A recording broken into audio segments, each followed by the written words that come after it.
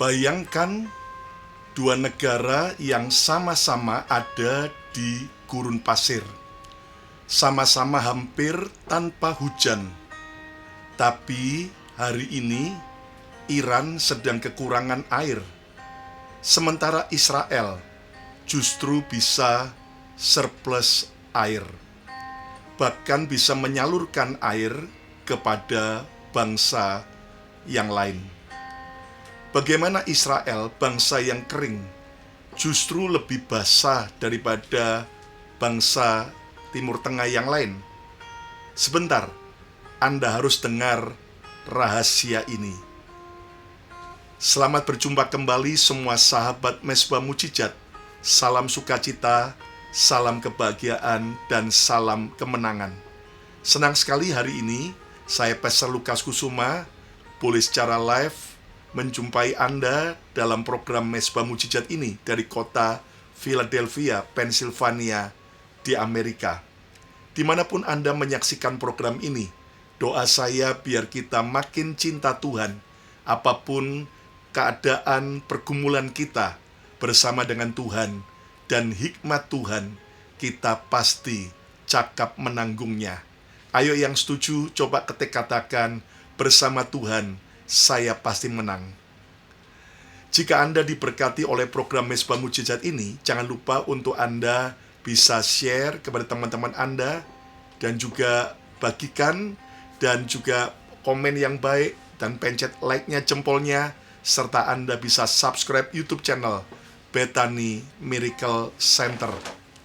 Hari ini saudara sekalian, saya ingin membagikan sebuah perenungan buat kita bersama.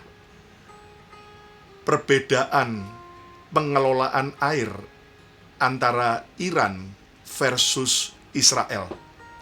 Hari ini kita akan belajar dari apa yang jarang dibahas, tetapi sangat relevan buat kehidupan kita pribadi, keluarga kita, pelayanan, bisnis, serta panggilan Tuhan dalam hidup kita. Bagaimana mungkin Israel, sebuah negara gurun, hampir tanpa hujan, tetapi hari ini bisa mengalami surplus air. Bukan hanya cukup, bukan hanya bertahan, tapi surplus atau berkelimpahan air. Bahkan pertanian Israel begitu subur dan bisa mengekspor banyak buah-buahan ke luar negeri, termasuk ke Amerika. Sementara bangsa lain di Timur Tengah menangis, minta hujan seperti di Iran yang sedang mengalami parahnya krisis air. Israel justru bisa surplus air, bahkan bisa membagikan air itu ke negara-negara lain, termasuk Yordania, bahkan juga ke Palestina. Ini tentunya bukan kebetulan. Ini bukan hanya bukti bahwa Israel bangsa spesial di mata Tuhan. Ini bukan hanya karena kekuatan doa dan iman mereka. Kita percaya kuasa doa, perlunya beriman. Kalau begitu, Pastor Lukas, karena apa kok bangsa Israel di tengah negara-negara Timur Tengah yang lain kesulitan tentang air, namun Israel justru bisa surplus air? Saya teringat Alkitab berkata dalam Ulangan 28 ayat 12, Tuhan berjanji, Tuhan akan membuka bagimu perbendaharaannya yang melimpah. Tuhan akan membuka bagimu perbendaharaannya yang melimpah. Saudara, Tuhan sendiri sudah berjanji akan memberkati Israel dan memberkati setiap kita, orang-orang yang percaya kepada Tuhan. Tetapi ingat bahwa perbendaharaan yang Tuhan buka akan disalurkan hanya kepada tangan yang bisa mengelola, bukan hanya bisa menerima. Hari ini kita belajar bagaimana cara manajemen Israel dalam mengelola air yang diterapkan. Maka hidup kita juga bisa mengalami pembelajaran yang penting, Sehingga saudara di tengah kelesuan ekonomi, di tengah inflasi yang tinggi, di tengah banyaknya pengangguran, di tengah banyaknya orang-orang yang sulit, tapi justru kita bisa surplus di tengah gurun kehidupan yang panas ini. Nah, izinkan saya membagikan ada beberapa poin rahasia yang membedakan antara Iran dengan Israel yang sama-sama ada di padang gurun, tetapi Israel bisa surplus air. Poin yang pertama, Israel mengantisipasi jauh sebelum krisis air terjadi. Israel berpikir jangka panjang, bukan musiman. Lihat di dalam Amsal 22 ayat yang ketiga. Alkitab berkata orang bijak melihat malapetaka dan bersembunyi. Tetapi orang yang tak berpengalaman berjalan terus lalu kena celaka. Orang bijak melihat malapetaka dan bersembunyi. Artinya ini gambaran Israel sebelum krisis malapetaka kekurangan air itu terjadi. Mereka bersembunyi, artinya Israel sudah bersiap jauh sebelum krisis air benar-benar terjadi. Israel membangun sistem air bukan karena krisis, namun sebelum krisis. Mereka tidak reaktif, namun proaktif. Nah, apa relevansinya buat kita hari ini? Banyak orang baru berdoa ketika sedang terjepit. Banyak orang baru menabung setelah terlilit dengan hutang yang banyak. Banyak orang berhikmat, namun setelah rugi atau ketipu. Nah, Israel mengajarkan buat kita bahwa perencanaan akan masa depan adalah wujud iman, bukan ketidakpercayaan. Ayo coba ketik, katakan, perencanaan adalah wujud iman. Sejak 30 tahun sebelumnya, sebelum hari ini, Israel sudah merencanakan sistem air yang hebat. Tuhan tidak menyukai orang yang hidup tanpa perencanaan. Amsal 22 ayat yang ketiga berkata, orang bijak melihat malapetaka dan ia bersembunyi. Dalam budaya Ibrani, ayat ini berarti orang bijak mengantisipasi masa depan dengan perencanaan. Kita harus bisa mengantisipasi krisis yang akan terjadi, mengantisipasi masa depan dengan perencanaan yang baik. Israel tidak menunggu sampai krisis air menjadi bencana, namun mereka membangun 30 tahun sebelumnya agar Israel siap menghadapi krisis air. Nah, di Perjanjian Lama, di Alkitab, Tuhan mengajar perencanaan dengan hebat, bukan ketika krisis datang, namun justru sebelum krisis itu terjadi. Ingat bagaimana Yusuf menyimpan gandum dan bahan makanan yang lain di Mesir pada 7 tahun kelimpahan. Untuk apa? Untuk siap menghadapi 7 tahun kelaparan. Bedanya, di tengah kelaparan, banyak bangsa yang miskin, bahkan kehilangan hal-hal penting yang mereka miliki. Namun lihat Yusuf, Firaun, dan Mesir yang sudah siap justru di tengah krisis mengalami kelimpahan. Nuh membangun bahtera bukan saat air bah datang. Nuh membangun bahtera jauh, dimulai 120 tahun sebelum air bah itu datang. Kitab Amsal juga menulis tentang semut yang rajin mengumpulkan makanan bukan di saat musim dingin, saat mereka sudah nggak bisa bekerja, namun mereka mengumpulkan makanan jauh sebelum musim dingin terjadi, yaitu pada masa musim panas.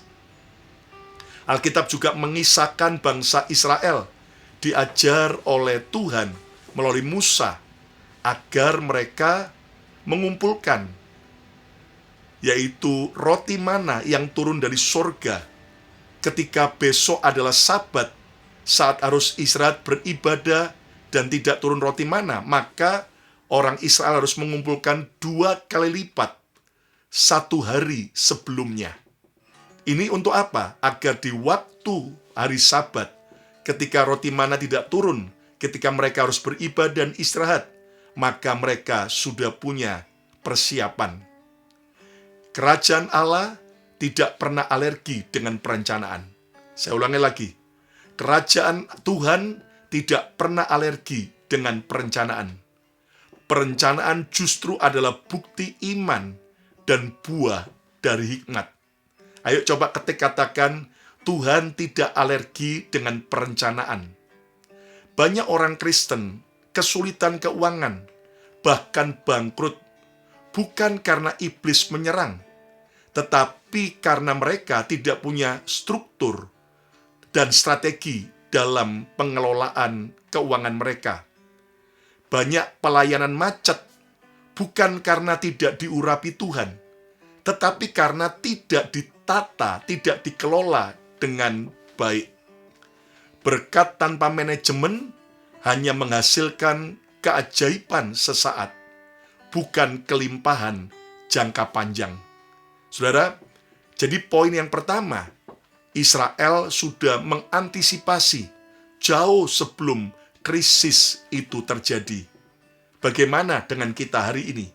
Ayo, kita belajar dari bangsa Israel, supaya ketika ada emergensi, situasi, ada krisis, goncangan, maka saudara dan saya tidak goyah, namun kita sudah siap. Ayo yang mau coba katakan, saya harus siap saat sebelum goncangan terjadi. Nah, apa perbedaan kehebatan pengelolaan air Israel dibandingkan Iran? Poin yang kedua, Israel belajar menguasai air karena mereka dulu pernah kehausan. Mazmur 105 ayat 41 berkata, dari batu karang dipancarkannya air. Dari batu karang dipancarkan Tuhan air yang memancar seperti sungai yang deras.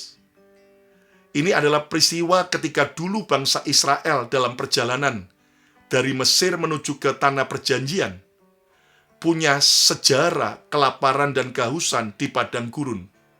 Mereka pernah mengalami pengalaman pahit dari nenek moyang mereka yang memaksa mereka tidak lagi bergantung pada cuaca, tetapi bergantung kepada Tuhan serta hikmat Tuhan. Kadang Tuhan izinkan kekurangan, bukan untuk mempermalukanmu, bukan mempermalukan saya, tetapi justru untuk mendidik kita belajar menjadi pengelola yang bijaksana. Mungkin ada yang pernah bangkrut, ada yang masih punya hutang yang banyak. Ayo hari ini, jangan putus asa, jangan keras hati, jangan jadi orang yang bebal. Belajar dari kesalahan, seperti Israel, akhirnya mereka bangkit. Dan di zaman modern ini, mereka mengantisipasi, mereka betul-betul mempersiapkan, belajar dari kondisi buruk yang pernah dialami nenek moyang mereka, sehingga mereka hari ini bisa hebat dalam air. Poin yang ketiga, Israel tidak mengandalkan cuaca, tetapi menghadapinya dengan hikmat dan teknologi. Israel tidak mengandalkan cuaca, tetapi menghadapinya dengan hikmat dan teknologi. Mazmur 37 ayat 23. Orang bijak memperhatikan langkahnya. Di padang gurun, sibuk menyalakan musim panas tidak akan mengubah dan tidak membantu.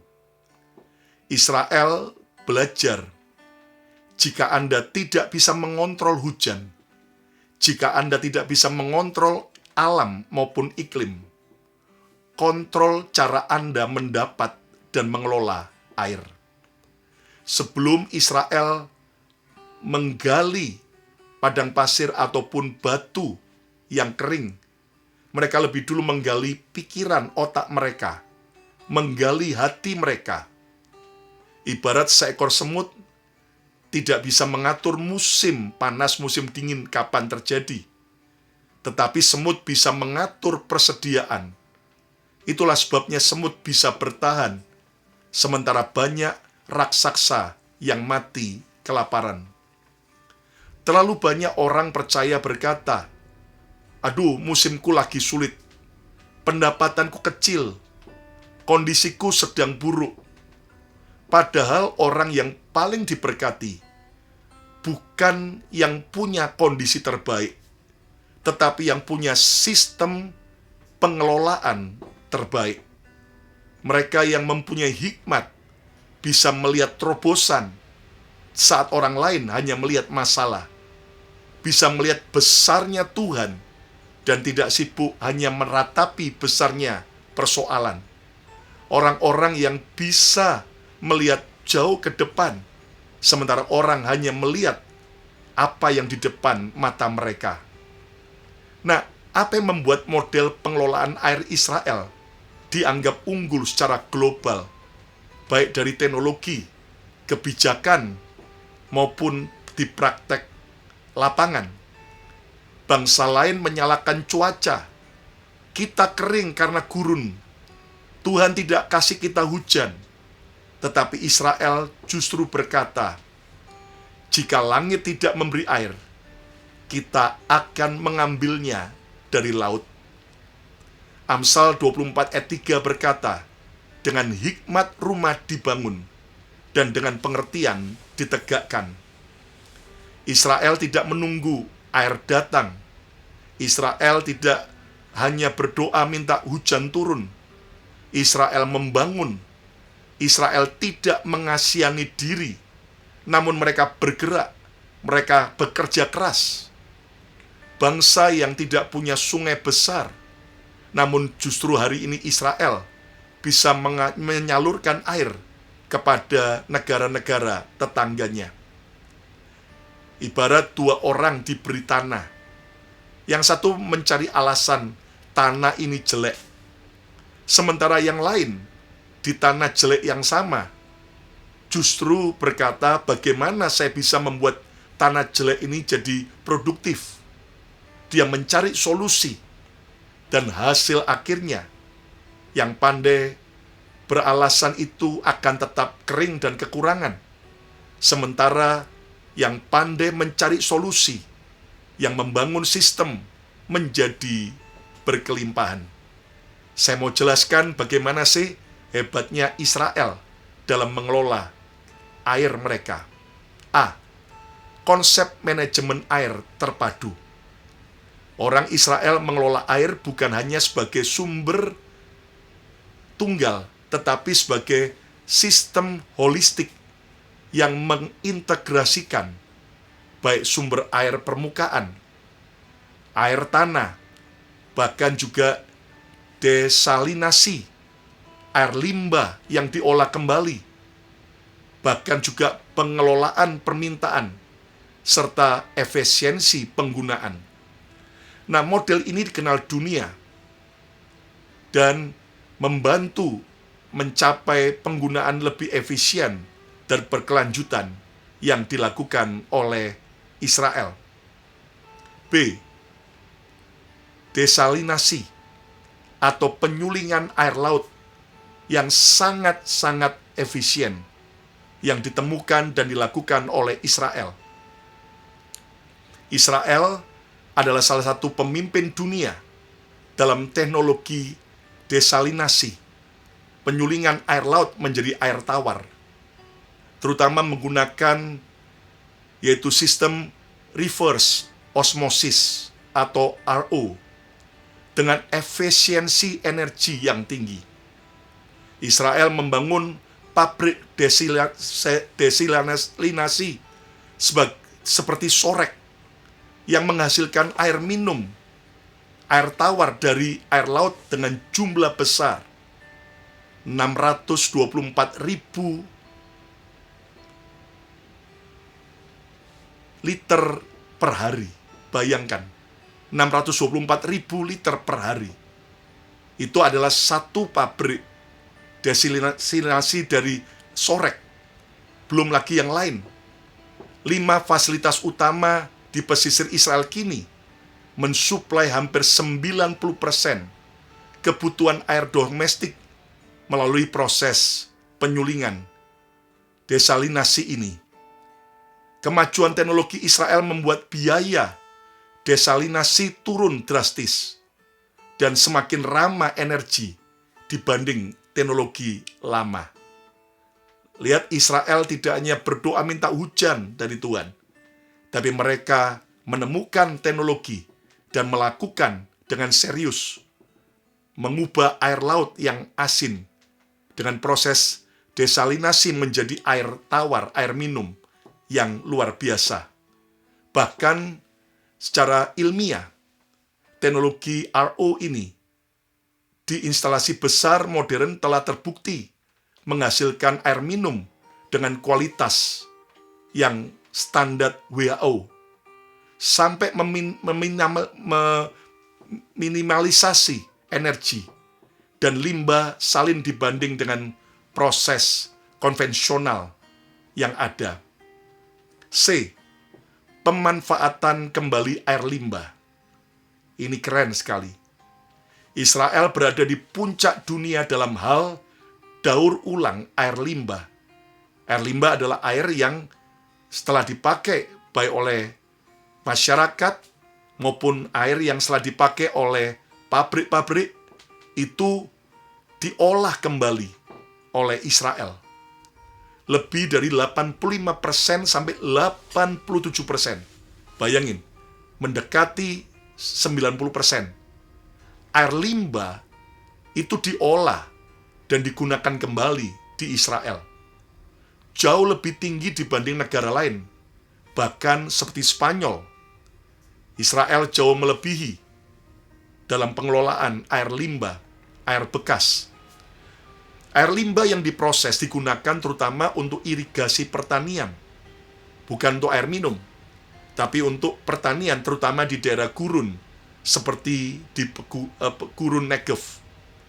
Lalu fasilitas daur ulang air limbah seperti Safdan mengelola limbah cair dari jutaan penduduk dan menghasilkan air yang sangat bersih untuk pertanian. Wow. Bahkan dalam bukti ilmiah, penelitian teknologi tertiary treatment menunjukkan proses ini dapat mengurangi kontaminasi mikrobiologis dan kimia hingga tingkat aman untuk irigasi. Bahkan, saudaraku, itu berkaitan dengan pertanian. Proses ini diajarkan dalam literatur teknik lingkungan dan publikasi ilmiah. Bahkan yang hebat, D, irigasi tetes dan penghematan air di pertanian. Salah satu inovasi ikonik Israel adalah irigasi tetes, drip irrigation. Teknologi ini mengurangi pemborosan air sampai 60-80% dibanding metode konvensional, metode yang lama, yang umum. Irigasi tetes memberikan air langsung ke akar tanaman, sehingga hampir tidak ada kehilangan akibat evaporasi. Bahkan dalam bukti ilmiah, banyak penelitian dalam pertanian menunjukkan drip irrigation meningkatkan efisiensi penggunaan air dan produktivitas tanaman di lahan kering. Dan Israel sering menjadi case study dalam publikasi internasional. Lihat, bangsa lain menyalahkan cuaca. Kita kering karena gurun. Tuhan tidak kasih kita hujan. Israel tidak menunggu. Mereka justru membangun. Israel tidak mengasihani diri. Mereka bergerak kerja keras dengan hikmat dan juga dengan penemuan-penemuan teknologi. Ini juga kita bisa terapkan dalam hidup kita. Apapun kondisi ekonomimu, kondisi masalahmu, keluargamu, kesehatanmu, jangan cuman sibuk berdoa.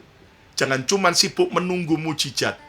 Jangan cuman sibuk mengasihani diri sendiri. Bangkit, bergerak, kerja keras, minta hikmat Tuhan, dan andalkan Tuhan. Maka saya percaya, saudara bisa mengalami pembalian keadaan.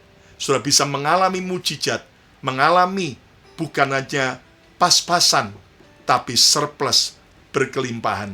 Yang mau, ayo coba ketik katakan, saya mau punya hikmat dan teknologi. Hati-hati, teknologi AI maupun robotik sudah mulai menguasai dunia. Tentunya dalam dunia pekerjaan. Ayo kita belajar bisa melakukan, memiliki skill yang tidak dimiliki oleh robot. Ya, jadi ayo, ini tantangan kita bersama.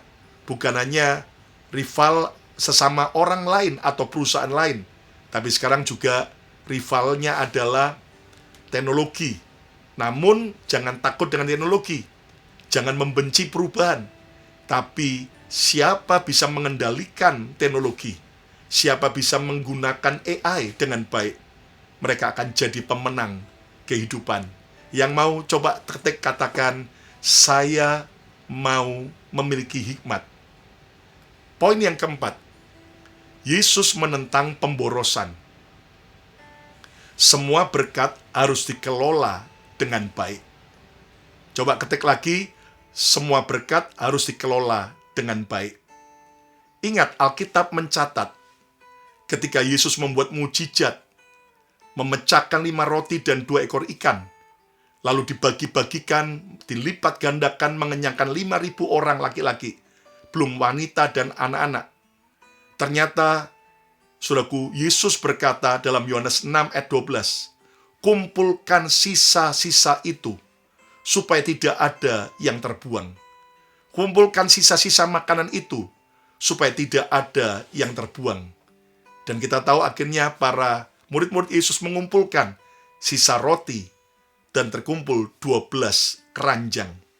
Saudara, Tuhan Yesus sumber segala berkat melarang pemborosan. Kalau serpihan roti-roti saja, Yesus suruh kumpulkan, tidak dibuang sia-sia. Bagaimana mungkin kita membuang waktu kita secara sia-sia? Kita membuang peluang kita membuang relasi dan hikmat, bahkan dalam keuangan begitu saja. Israel hidup dari prinsip ini, tidak membuang air limbah, tidak membuang air hujan, tidak membuang sumber yang kecil, tidak membuang tetes yang tersisa. Bangsa yang tidak membuang hal kecil akan dipercaya perkara-perkara yang besar. Inilah yang Israel lakukan agar tidak ada pemborosan air, smart water management, dan teknologi digital. Israel memanfaatkan teknologi modern seperti sensor, lot, dan sistem prediktif untuk mengelola jaringan atau saluran air. Mereka menemukan dan menggunakan sensor pintar untuk mendeteksi kebocoran atau gangguan kualitas air secara real time di semua pipa-pipa dari pusat air disalurkan ke masyarakat maupun ke pabrik-pabrik. Itu ada sensor pintar. Jadi kalau ada kebocoran, langsung segera hari itu juga mereka bergerak untuk memperbaiki kebocoran. Ini keren sekali. Teknologi digital membantu perencanaan distribusi air, pemeliharaan air, dan prediksi kebutuhan air. Ini mirip dengan konsep digital twin yang sedang diteliti dalam literatur teknis untuk pengelolaan air secara global. Saudara, kekuranganmu hari ini bukan karena berkatmu kecil, tapi mungkin karena bocor di mana-mana. Ayo, kita bertobat. Kalau kita terlalu boros, ada banyak yang kita sia-siakan. Bukan cuma soal uang, waktu kita, potensi kita, maupun juga banyak hal. Ayo, tambal dan tutup setiap kebocoran dalam hidup kita, dalam keuangan kita, dalam pengelolaan waktu kita. Maka kita akan berubah dari kekurangan menjadi cukup, bahkan berubah jadi kelimpahan. Yang percaya katakan, aku percaya. Ulangan 28 ayat 12. Tuhan akan membuka bagimu perbendaharaannya yang melimpah dan memberkati pekerjaan tanganmu. Perhatikan, Tuhan buka perbendaharaannya, tetapi kita yang harus membangun salurannya dan tidak boleh terbuang sia-sia. Di padang gurun Tuhan memberi air dari batu, tetapi setelah masuk ke tanah perjanjian, Tuhan tidak lagi memancarkan air ajaib setiap hari. Mengapa? Karena sekarang tugas manusia mengelola air dengan baik, bukan hanya menerima. Israel tidak hanya berdoa, mereka mengelola hasil doa. Kita juga tidak hanya sibuk berdoa, tapi kita juga harus bisa mengelola hasil dari doa. Banyak orang percaya ingin berkelimpahan, tetapi Tuhan tidak memberkati tangan yang tidak bekerja. Tuhan tidak memberkati tangan yang malas. Tuhan tidak memberkati orang yang boros dan bocor sana bocor sini. Berkat tidak hilang karena iblis mencuri. Berkat sering hilang karena kita tidak punya wadah yang benar untuk menampungnya. Ayo coba ketik katakan, saya harus menambal kebocoran. Jika hari ini hidupmu kering, ini bukan final. Itu tanda bahwa kamu perlu kerja keras membangun sistem dan bukan sibuk mencari alasan. Yang terakhir, poin yang kelima, surplus bukan hadiah, tapi hasil dari disiplin rohani dan disiplin jasmani. Mazmur 105 ayat 41 berkata, ia membelah gunung, maka mengalirlah air. Tapi untuk mempertahankan aliran itu, Israel membutuhkan pengelolaan. Kita juga sama. Untuk mempertahankan setiap berkat dan mujizat yang Tuhan beri, kita butuh bisa mengelola dengan baik. Jadi kita belajar surplus Israel, bukan mujizat semalam. Surplus air Israel adalah buah dari kedisiplinan, manajemen yang baik, dari integritas, dari ketekunan, dari kerja keras, dari strategi, teknologi, kreativitas, dan iman yang bekerja. Gurun tidak menjadi masalah ketika hikmat Tuhan memenuhi kepala dan hati kita. Saya ulang lagi, padang gurun yang kering dan panas tidak menjadi masalah ketika hikmat Tuhan memenuhi kepala dan hati kita. Hari ini, mari kita belajar dari Israel, sehingga kita mendapatkan pewahyuan bahwa Tuhan tidak hanya ingin memberkati kita, Dia ingin kita mengelola berkat itu dengan baik. Tuhan tidak ingin kita hanya menunggu hujan, tetapi Dia ingin kita membangun wadah dan mencari cara supaya mendapatkan air, bahkan sebelum hujan turun. Tuhan tidak ingin kita hanya mengalami mujizat sesaat, tetapi kelimpahan jangka panjang. Yang mau, ayo coba ketik lagi. Aku mau hidup berkelimpahan. Poin yang pertama, Israel mengantisipasi jauh sebelum krisis air terjadi. 30 tahun sebelum hari ini, Israel sudah mempersiapkan diri mereka. Poin kedua, Israel belajar menguasai air karena mereka pernah kehausan. Sejarah nenek moyang mereka pernah kehausan. Poin ketiga, Israel tidak mengandalkan cuaca, tetapi menghadapinya dengan hikmat dan teknologi. Yang keempat, Yesus menentang pemborosan. Semua berkat harus dikelola dengan baik. Dan Israel mengelola semua air itu, baik dari pengelolaan, pemakaian, setelah pemakaian, penyalurannya, itu dengan luar biasa. Poin kelima, surplus bukan hadiah, tapi hasil dari disiplin rohani dan ilmiah. Jika Anda mau alami hikmat, bahkan juga pemulihan, bahkan sampai hidup surplus, yang mau, ayo angkat tangan saudara, kita berdoa bersama. Tuhan, berikan kami hikmat seperti bangsa Israel. Ajari kami bukan hanya menerima berkat, tetapi membangun sistem untuk menampung. Urapi pikiran kami, urapi langkah kami, dan struktur hidup kami. Kami mau bertobat, kami mau berubah, kami mau perbaiki. Jadikan kami sungai yang mengalir di tengah gurun. Dalam nama Yesus, kami terima hikmat pengelolaan setiap berkat, waktu, kesempatan. Berkati semua sahabat Mesbah Mujizat.